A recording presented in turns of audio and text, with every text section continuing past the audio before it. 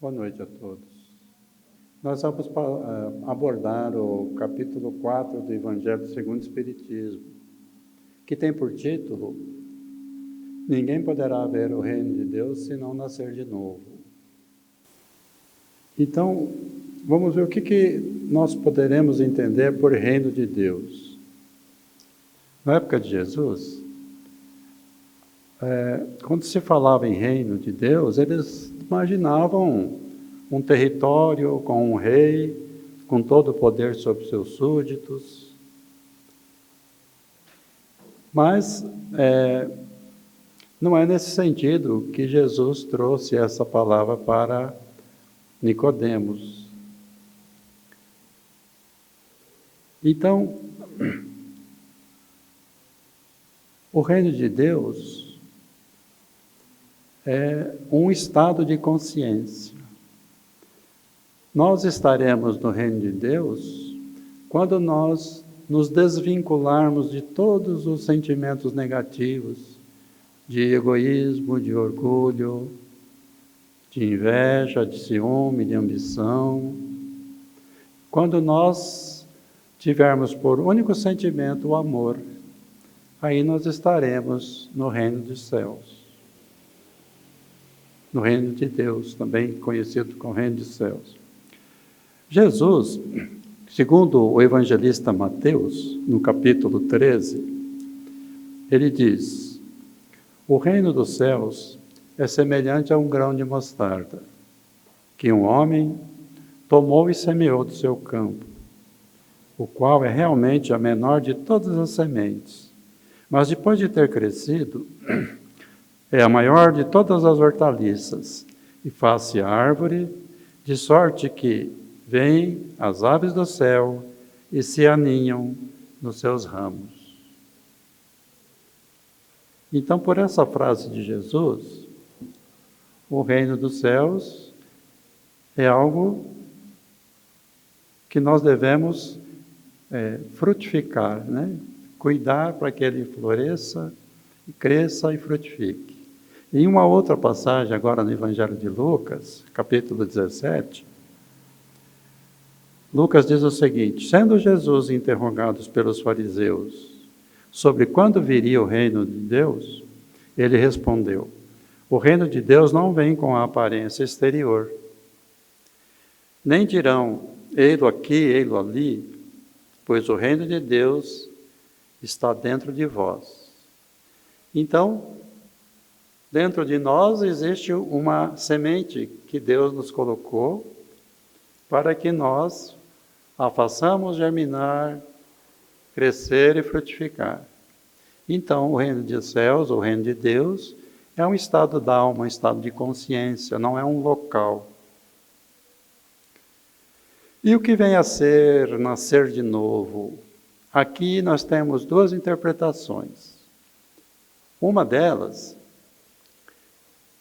a gente usa quando a pessoa leva uma vida mundana, uma vida desregrada, e de repente acontece algo na vida dele e ele resolve mudar de vida. Passa a ser uma pessoa proba, correta, regrada. Então a gente diz que ele nasceu de novo. Ou então a pessoa sofreu uma doença muito grave e se curou, nós dizemos que ele nasceu de novo, né? Esse é um sentido. Mas nos evangelhos, nós temos outro sentido, que nós vamos ver daqui a pouco. Em relação a esse primeiro conceito de nascer de novo, nós temos dois belos exemplos no evangelho. Um deles, talvez o mais belo, é de Maria de Magdala. Porque Maria de Magdala ela era uma meretriz que vivia do prazer e do dinheiro que ela conseguia com a sua profissão. E quando ela conheceu Jesus, ela ficou deslumbrada e o sentimento inicial dela foi de paixão, né? Já que era a sua profissão. Mas à medida que ela foi ouvindo os discursos de Jesus, as suas explicações sobre o Evangelho, sobre o reino de Deus, ela foi mudando a maneira de pensar e se tornou uma seguidora de Jesus. Tanto que, quando Jesus tem o corpo dele crucificado, e depois ele aparece para os discípulos, a primeira pessoa para quem Jesus aparece foi Maria de Magdala. Inclusive os discípulos ficaram zombando dela quando ela disse que tinha visto Jesus. Por que ele foi aparecer para você e não para nós, né? Que eram os seguidores mais perto, João, Pedro, Tiago, que eram os mais próximos de Jesus, né? E ela então, ela passa a se dedicar a cuidar dos leprosos. Naquela época, os leprosos eram excluídos da sociedade, eles perdiam os seus direitos civis. Eles não eram considerados mais cidadãos. Eles viviam afastados das cidades. E Maria de Magdala, então, se dedica a alimentá-los, a cuidar deles. Nós imaginamos que naquela época não devia ter medicamento para a lepra, como hoje nós temos. Hoje a pessoa que for acometida do mal de Hansen ou a lepra, tem tratamento. Naquela época não tinha. E ela, de tanto conviver com os leprosos, ela acabou também adquirindo a lepra. E com o tempo, ela também falece devido à doença. E assim que ela desencarna, quem vem recebê-la é Jesus. Um outro exemplo também muito magnífico que nós temos no Evangelho é o caso de Saulo, que depois se tornou Paulo, né? O grande apóstolo que divulgou o cristianismo para todo o reino, quase todo o reino, o Império Romano naquela época. Só para lembrar, que eu acho que todos aqui quase conhecem a história de Saulo, né? Só para lembrar, o Saulo, ele vinha de Tarso, por isso que se chama Saulo de Tarso, porque as pessoas não tinham sobrenome, né? Era Maria de Magdala, Saulo de Tarso, Jesus de Nazaré. Não existia o sobrenome como nós temos hoje. E Saulo se enamora de uma moça chamada Abigail, que vinha da cidade de Corinto. Lá em Corinto, a família dela foi destruída praticamente, o irmão quase que foi crucificado, né? E eles não se viam há muitos anos. E ela então, ali na Palestina, estava morando com a família de Zacarias. E o irmão acabou sendo libertado de um navio e foi aportar na Mansão do Caminho, dirigida por Pedro, Tiago, João, os discípulos de Jesus. E ali ele se torna cristão e depois ele passa a divulgar o cristianismo na cidade de Jerusalém, que a Casa do Caminho ficava próximo a Jerusalém. Então, Saulo, que era perseguidor dos cristãos, ele odiava os cristãos, manda prender o irmão dela, o Josiel, que agora ele se chamava Estevão, e que ele seja executado por apedrejamento. E, por infeliz ideia, ele leva Abigail para assistir ao apedrejamento, que ela não queria ver aquele espetáculo de horror. Mas ela vai. E, quando ela vê o réu sendo apedrejado, ela parece que estava reconhecendo e, de repente, ela se deu conta de que era o irmão dela que ela não via há muito tempo. E diz para Saulo: ele é meu irmão. E fala: não é possível. E nisso ele manda parar a execução e levarem ele para o gabinete dos sacerdotes. E aí o responsável diz: mas ele não está morto. Ele falou: não tem importância, leva ele assim mesmo. E Abigail vai lá e conversa com ele e faz um monte de perguntas. Tudo isso está muito bem narrado no livro Paulo e Estevão. Eu acho que a grande maioria de nós aqui já leu. Mas vale a pena reler, né? Que é muito bonito. E então, ele desfaz o noivado, porque ele não ia se casar com a irmã de um bandido na cabeça dele, né? Um perseguido. E ela então volta para casa de Zacarias e lá ela adoece. E ele, 8 meses depois, vai visitá-la, né? E ela então diz para ele que ela havia se tornado cristã e ele fica horrorizado com aquilo, né? Que ele não aceitava de jeito nenhum. E depois, daí uns dias, ele ficou sabendo que ela estava à beira da morte. Ele vai à casa de Zacarias e ela acaba desencarnando em frente a ele, nos seus braços praticamente. E ele ficou sabendo que ela havia se tornado cristã por influência do Ananias, que era um velhinho que tinha passado por lá. E mais que esse Ananias estava na cidade de Damasco, onde hoje é a Síria, capital da Síria. Saulo, então, resolve perseguir Ananias. Ele consegue 2 amigos a cavalo, eles vão para Damasco, prendeu Ananias e também lapidá-lo. Para ter uma ideia, Jerusalém a Damasco são 345 quilômetros a cavalo, isso deve demorar bastante, né?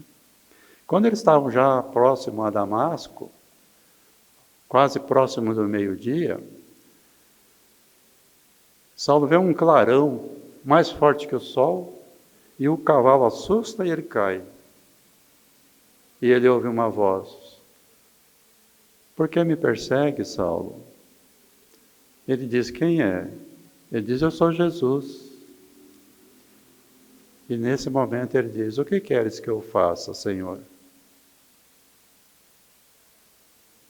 E vai a Damasco. E ele vai. Só que ele ficou cego com aquele clarão. E lá em Damasco ele vai procurar um amigo, o amigo não recebe ele. Ele vai para uma hospedaria. E nessa hospedaria o Ananias vai visitá-lo e cura ele. E dá para ele uns rolos, naquela época se escrevia em papiro, né? Que era enrolado, que eram as anotações de Levi, que é Mateus. E ele então começa a estudar aqueles ensinamentos de Jesus e fica meditando 3 anos. E depois se torna o maior apóstolo de Jesus na época, né? Divulgou todo o cristianismo e fundou várias igrejas. Então, nessa mudança de vida, né, de perseguidor dos cristãos, ele passou a ser divulgador do cristianismo. Então, dizemos que Saulo nasceu de novo, né? Tanto que ele mudou o nome para Paulo, né? Mas não é nesse sentido que os evangelhos, que Jesus fala em nascer de novo. Vamos ver o texto do diálogo dele com Nicodemos.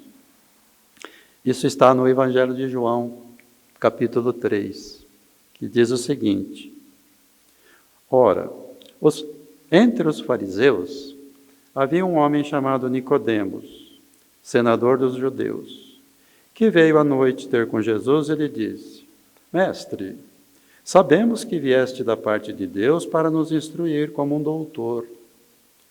Porquanto ninguém poderia fazer os milagres que fazes se Deus não estivesse com ele. Ou seja, Nicodemos, apesar de fariseu que era contra Jesus, né? Os fariseus eram contra Jesus, Nicodemos reconhecia em Jesus o Messias enviado por Deus, prometido pelos profetas do Velho Testamento. Então ele era um fariseu diferente. Jesus então responde: Sim, eu te digo, ninguém pode ver o reino de Deus se não nascer de novo. Disse Nicodemos: Como pode um homem já velho nascer? Pode tornar a entrar no ventre da sua mãe para nascer uma segunda vez? E Jesus responde: Eu te digo que se um homem não renasce da água e do Espírito, não pode entrar no reino de Deus. O que é nascido da carne é carne, o que é nascido do Espírito é Espírito. Não te admires de que eu te haja dito ser preciso que nasças de novo. O Espírito sopra aonde quer, ouves a sua voz, mas não sabe de onde vem nem para onde vai. O mesmo se dá com todo homem que é nascido do Espírito. Ou seja, nós não sabemos o que nós fomos em outra existência, nem o que nós vamos ser. Não sabemos de onde vemos, nem para onde vamos. Então Nicodemos, mas como isso pode fazer? E Jesus observou, mas como? Você é mestre em Israel e ignora essas coisas? Eu te digo em verdade, que não dizemos senão o que sabemos, e que não damos testemunho senão do que temos visto. Entretanto, não aceitas o nosso testemunho. Mas, se não me credes quando vos falo das coisas da terra, como me crereis quando falo das coisas do céu?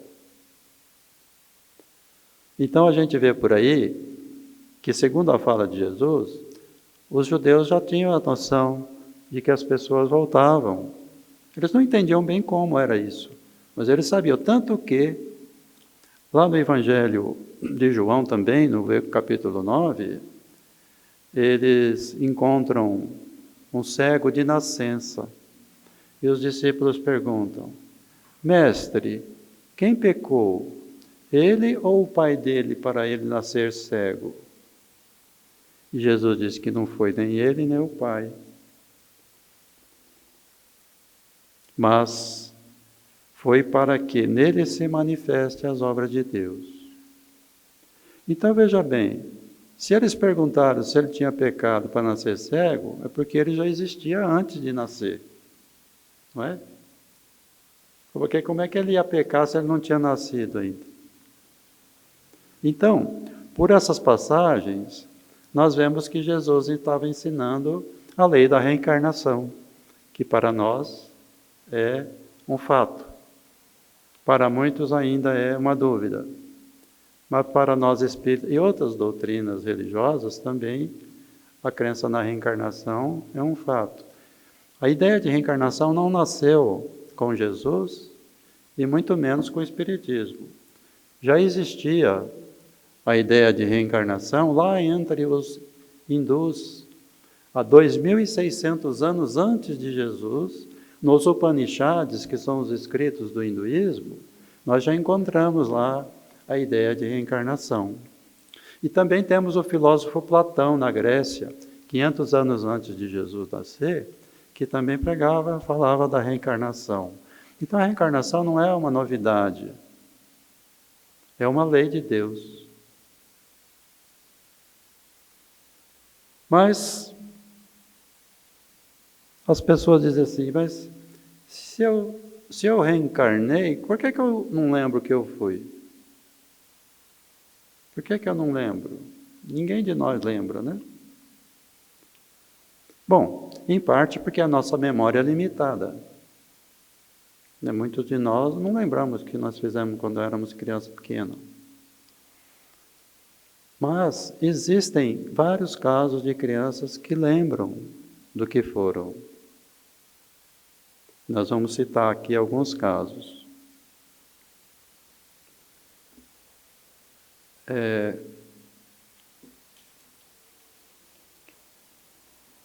E outro argumento contra a reencarnação é que nós não temos prova, né? Mas também não existe como se provar. O que nós temos são fatos que nos levam a crer na reencarnação.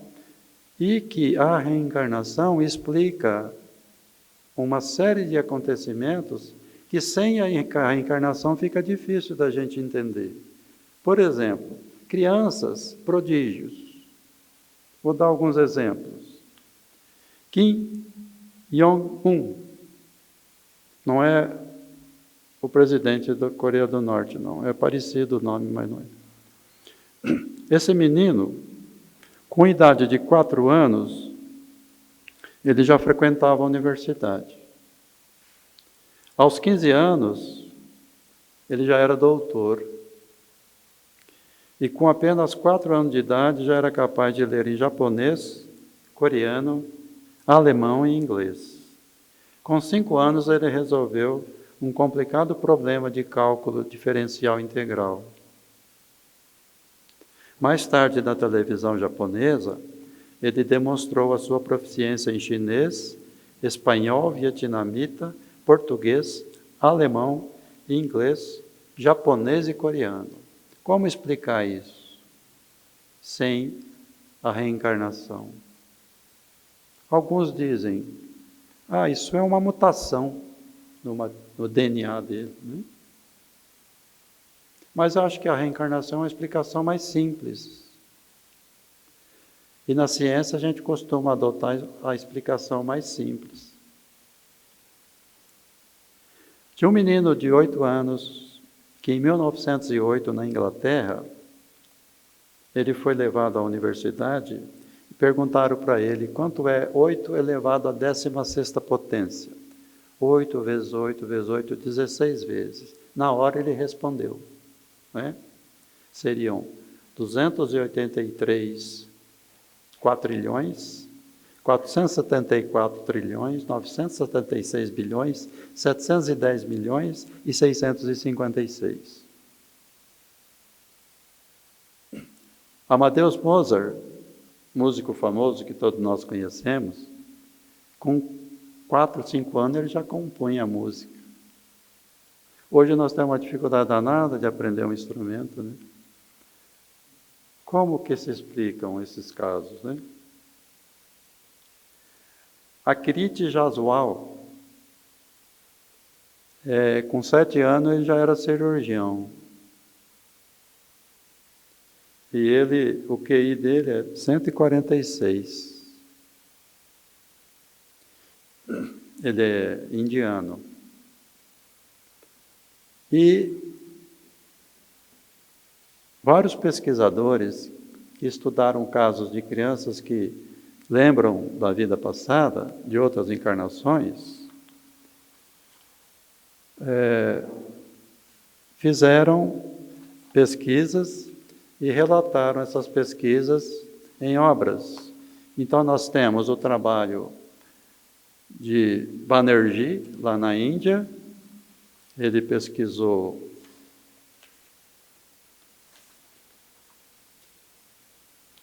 1.100 casos, não só na Índia. E em 1979 ele publicou um livro contendo 116 casos de crianças que lembravam de outras existências. O Dr. Ian Stevenson, norte-americano, estudou 2.000 casos e publicou um livro com 20 casos, que ele chama de sugestivos de reencarnação. Ele é bem modesto. Dr. Hernani Guimarães de Andrade, um engenheiro eletricista da cidade de São Paulo, trabalhava na Light, fez uma pesquisa ali no estado de São Paulo, de informações que ele tinha de crianças que lembravam, ele ia entrevistar a família, porque a criança já tinha crescido, não lembrava mais. Né? Vou relatar só um caso.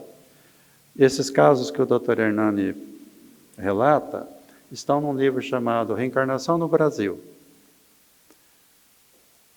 Eu vou citar então o caso da Jacira, que era a reencarnação do tio dela, Ronaldo. A Jacira nasceu em outubro de 1956 e o tio Ronaldo morreu em janeiro de 1951, quase 6 anos antes.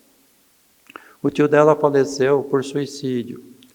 Ele misturou veneno no guaraná, ficou uma bebida vermelha, ele tomou. E a menina, bem criança, quando começou a falar, ela tinha horror à bebida vermelha. Ela nasceu da irmã do Ronaldo. Então, a irmã do Ronaldo ficou grávida do Ronaldo, que agora nasceu como menina, Jacira. E ela se lembrava, desde quando começou a falar, ela tinha horror à bebida vermelha. Quando a mãe fazia refresco de groselha, ela dizia, põe isso para lá, eu não quero tomar esse veneno. Vocês podem morrer, eu não quero morrer. Com 1 ano de idade, quando ela via a fotografia do tio, ela falava, tira isso para lá. Não gostava de ver foto do tio que havia falecido. Quando ela viu o lembrete da missa de 7º dia do tio, ela falou, por que isso está aqui? Eu não morri? Lembranças de outras lembranças que a mãe registrou. Ela dizia então, mãe, lembra daquele dia que eu corri e a senhora gritava para eu não ia cair no rio? Sempre que a senhora nos mandava parar, eu não parava, mas eu não caí no rio. Isso foi acontecido com o tio dela. Antes eu tivesse morrido, assim eu não teria tomado veneno. Quer dizer que ela lembrava, né? Mãe, a senhora lembra daquele dia que nós estávamos sentados na grama e a vaca escapou? A vaca quis nos pegar e o João correu e nos agarrou e jogou para dentro. Que isso tinha acontecido com o Ronaldo. Mas como que você era minha irmã e agora é minha mãe? Como que naquele tempo a gente brincava junto e hoje a senhora é minha mãe? Com 6 anos ela disse, lembra do dia em que eu corri atrás do tatu e a tia Margarida quase morreu de rir? A tia Margarida já tinha morrido antes dela nascer. Ela não conheceu a tia. E a mãe perguntou, você lembra da tia Margarida? Lembro. Ela deve ter conhecido na espiritualidade, né? Ou quando era Ronaldo, né? Quando o pai estava, às vezes, chateado, aborrecido, ela batia assim no joelho do pai e dizia, não adianta, velho, você tem que me aguentar. Você quis, você aceitou, agora aguenta.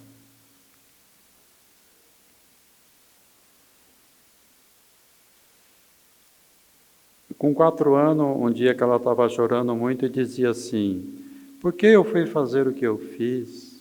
Eu contei a Juraci e disse que se ela falasse, eu ficaria de mal com ela. Se eu tivesse conversado com o pai, eu não teria feito o que eu fiz. E a mãe então pergunta, o que você fez? Ela disse, eu bebi aquela água vermelha. E um dia, tomando leite, ela ouviu a avó falar que Alice era noiva do Ronaldo, lá em Lins. Não falei, né? O Ronaldo era de Lins e a Jacira nasceu em Penápolis, que é lá perto. Então, a mãe perguntou para a avó dela, mas é um moço de Lins? Ela disse, não, ele é de São Paulo. Nesse momento, a Jacira parou de tomar o leite e começou a chorar. Mas por que você está chorando? Ela disse, ela não tinha nada que casar. Ela tinha que me esperar. Mas esperar o quê? Ué, nós não éramos noivos? Ela tinha que me esperar. E com 14 anos ainda, ela lembrava, quando ela disse, um tio dela que faleceu, Romildo, em 1970. E o Dr. Hernani fez essa entrevista com ela em 1974. O tio que faleceu em 1970, quando ela tinha 14 anos, ela disse, mãe, ele cumpriu a missão dele, foi mais feliz que eu não cumpri a minha missão. E esse é um dos 8 casos que ele conta no livro, né? Um outro pesquisador, lá da Islândia, um psicólogo chamado Erlendur Haraldsson, ficou sabendo, por um artigo de um jornalista, que lá no Sri Lanka é uma ilhazinha que tem ao sul da Índia, e lá a maioria é budista, e eles acreditam em reencarnação. Ele soube que tinha uma menina que se lembrava e que ela estava muito triste porque ela não aceitava os pais dela. Ela dizia que a família dela era outra.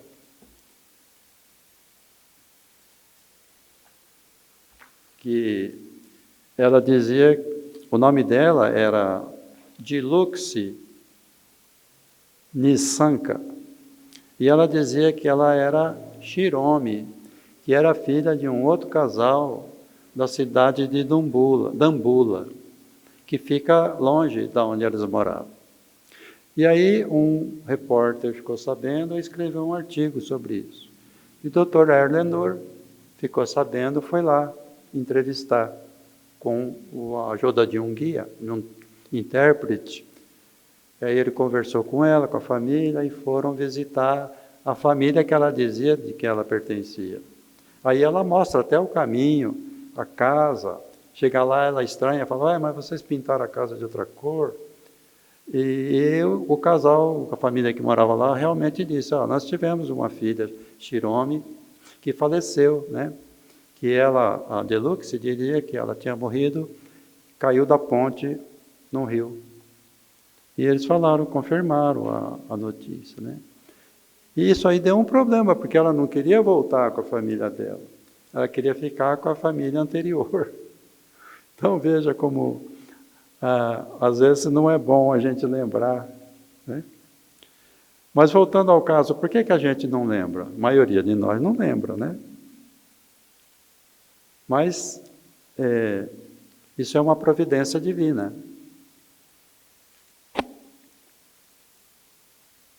Por quê? Porque os Espíritos nos dizem que se a gente lembrasse do que a gente foi, talvez nós não tivéssemos estrutura psicológica para suportar a nossa atual existência, a convivência com a família. Porque às vezes na família reencarnam inimigos para tentar se amar. Às vezes nós deparamos com pessoas a quem nós prejudicamos em outras existências e não seria bom, agradável para a gente. Alguns dizem, eu gostaria de saber o que eu fui, né?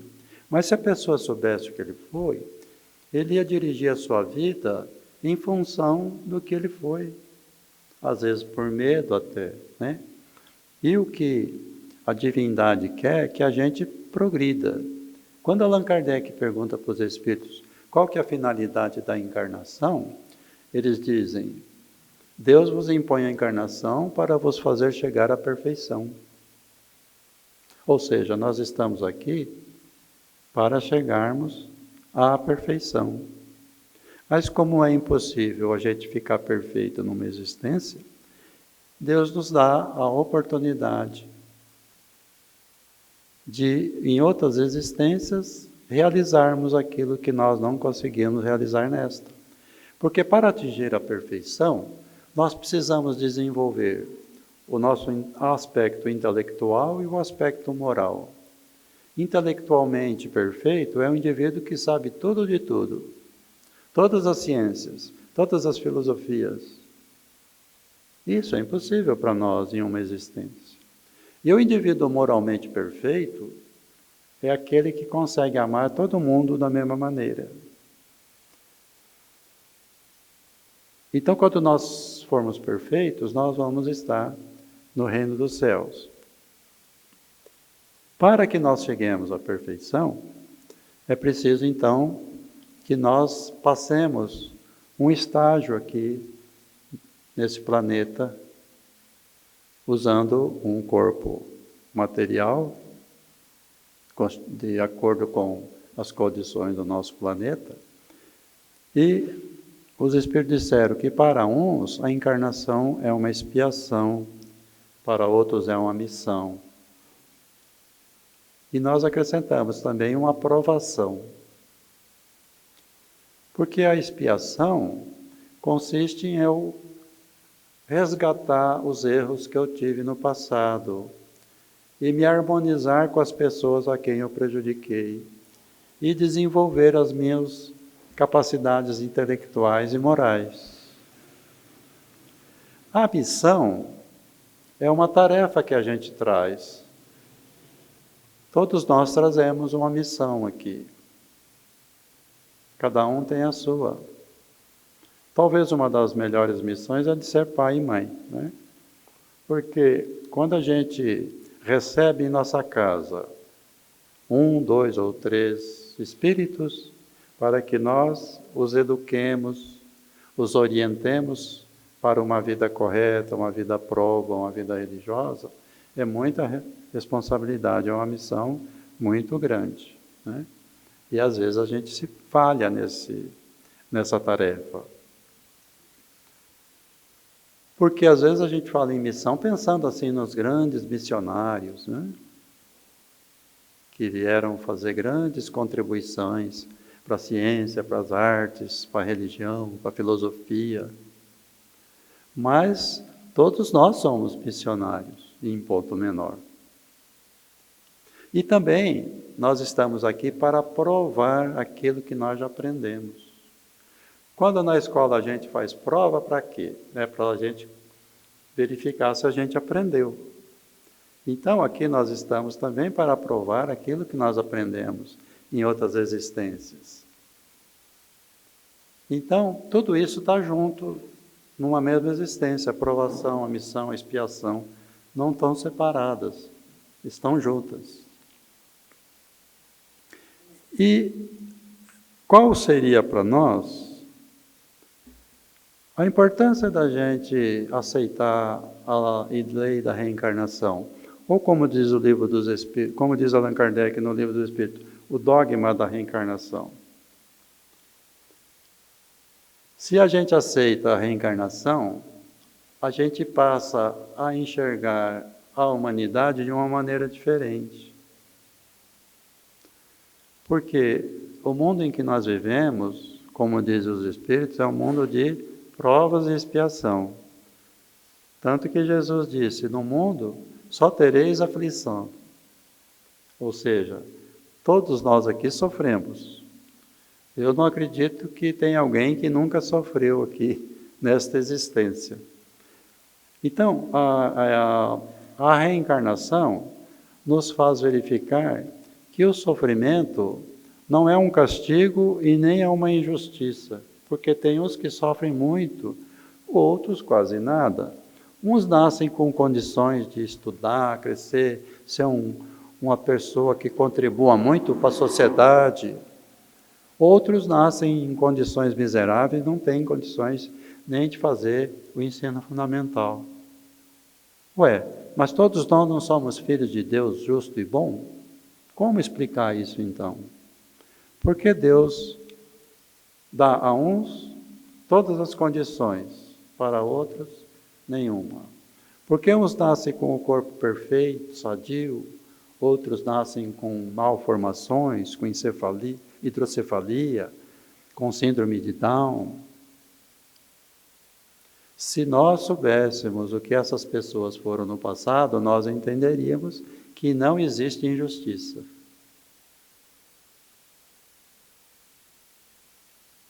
Vamos citar alguns casos.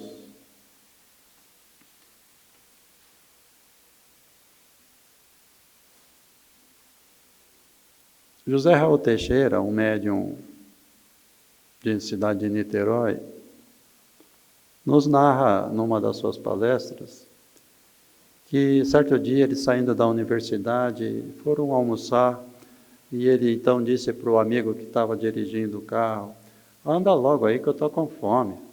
E nisso passaram por uma rua onde tinha um mendigo revirando a lixeira do restaurante à procura de restos para se alimentar. E aí ele ficou chocado com aquilo. E nisso o guia espiritual dele aparece para ele, ele enxerga os espíritos e diz: vai, Raul, você sabe que rua é essa daí? Claro que eu sei, a rua fulano de tal. Ele diz: pois é, esse mendigo foi o fulano de tal na outra existência. Mas era uma pessoa de posses, nunca ajudou ninguém, só usou os posses para si mesmo. Agora ele nasce na pobreza para valorizar aquilo que ele tinha e não valorizou, que ele podia ter ajudado muita gente, não ajudou.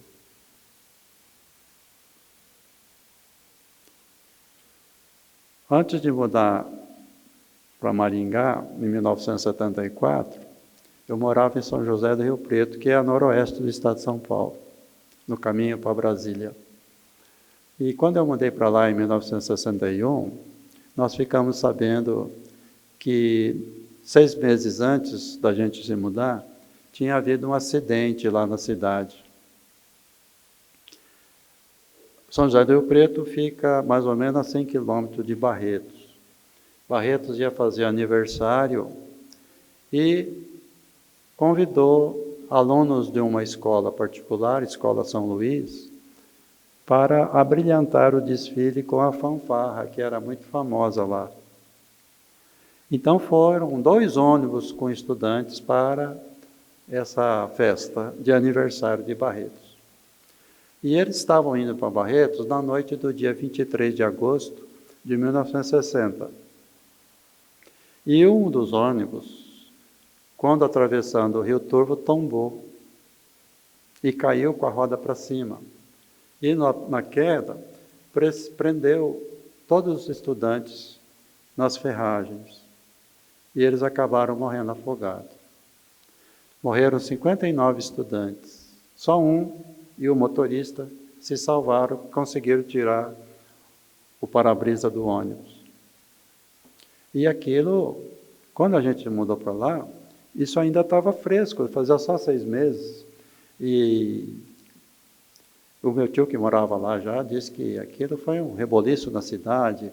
As mães, a maioria revoltadas, porque haviam perdido a companhia dos seus filhos jovens, né? Por que Deus levou meu filho e não levou outro, né? E a explicação veio uns tempos mais tarde, através da mediunidade. Um dos estudantes contou, através da comunicação mediúnica, que no dia 23 de agosto, na noite do dia 23 de agosto de 1572, na cidade de Paris, por ordem do rei Carlos IX, eles assassinaram os huguenotes afogados no rio Sena. É a famosa noite de São Bartolomeu.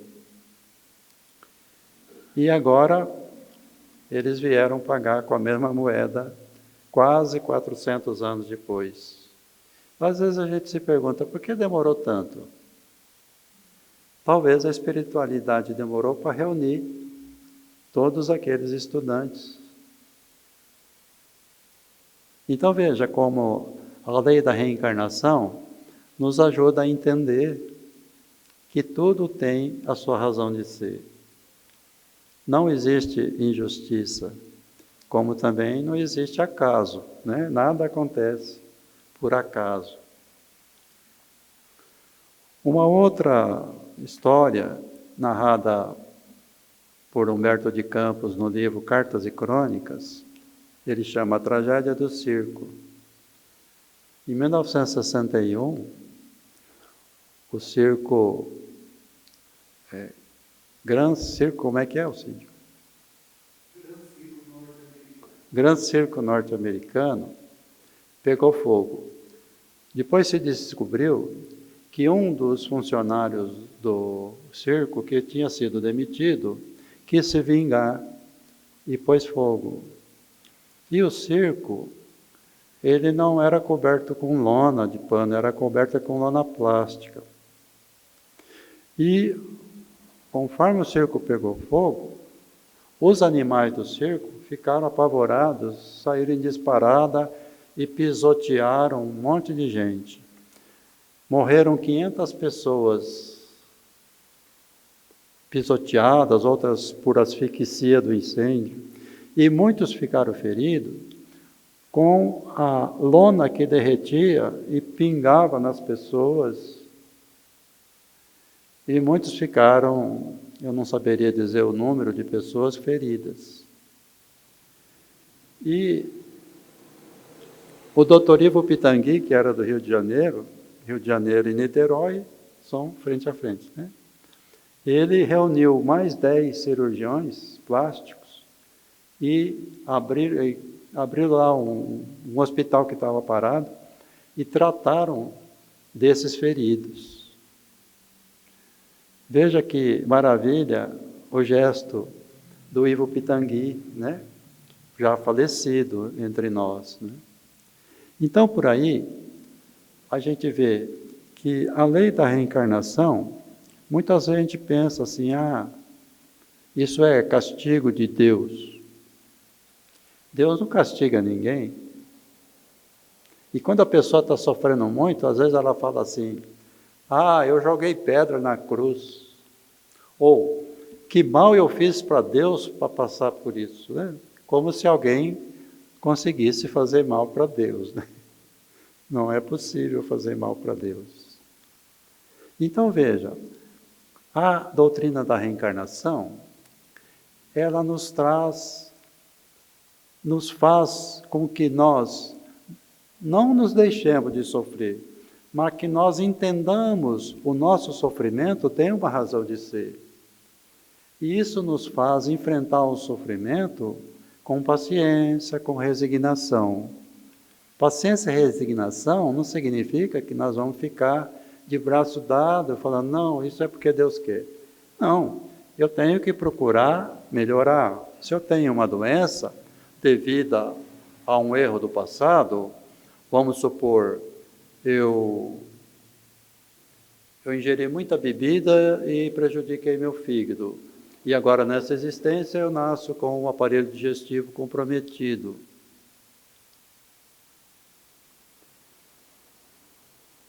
Eu tenho que procurar a medicina para melhorar, né? Eu nasci assim, porque em outra existência eu devo ter bebido muito, exagerei muito na comida, na gula. Hoje eu nasci com esses problemas digestivos. Mas eu não vou ficar parado, eu vou procurar ajuda. Seja ajuda espiritual, seja ajuda médica. E, provavelmente, se isso é uma expiação, eu não vou conseguir curar, mas vou amenizar o meu sofrimento. Se eu entendo a reencarnação, a gente acaba aceitando aquilo. E a aceitação faz com que o sofrimento seja mais suave, mais leve. Então,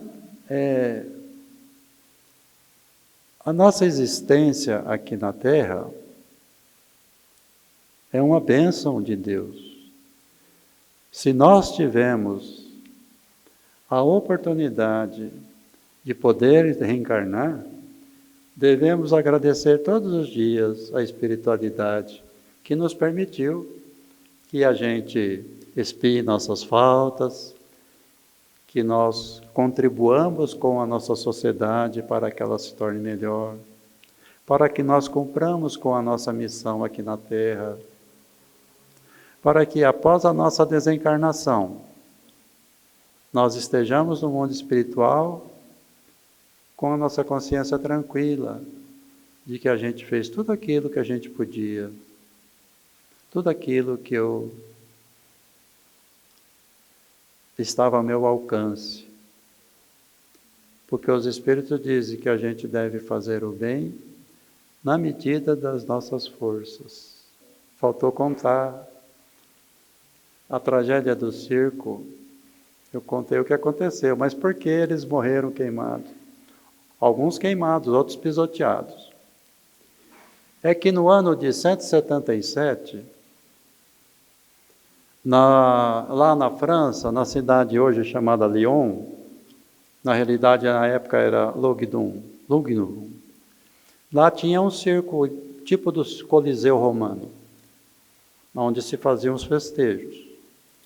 E um dia a cidade ia receber um militar famoso que vinha de Roma, e eles queriam fazer uma festa assim, exemplar, para comemorar a chegada dele. Galho, acho que era o nome dele. Então, fizeram uma assembleia, cada um dava uma ideia, vamos crucificar os cristãos. Não, mas isso já está muito batido. Vamos soltar as feras para matar os cristãos, isso também já... Aí alguém teve uma brilhante ideia. Falou, vamos fazer o seguinte, vamos reunir mães e crianças cristãs e levar no circo. E prenderam numa noite, todo mundo ajudou a prender mães e crianças. Foram levadas para o circo. E lá eles fizeram uma barricada untada com petróleo, né, com peixe, e puseram fogo. E soltaram os animais. E os animais, assustados, pisotearam aquelas pessoas cristãs, mães, crianças. E as pessoas que tomaram a decisão e que aplaudiram o espetáculo, imagina, deve ter sido um espetáculo tenebroso.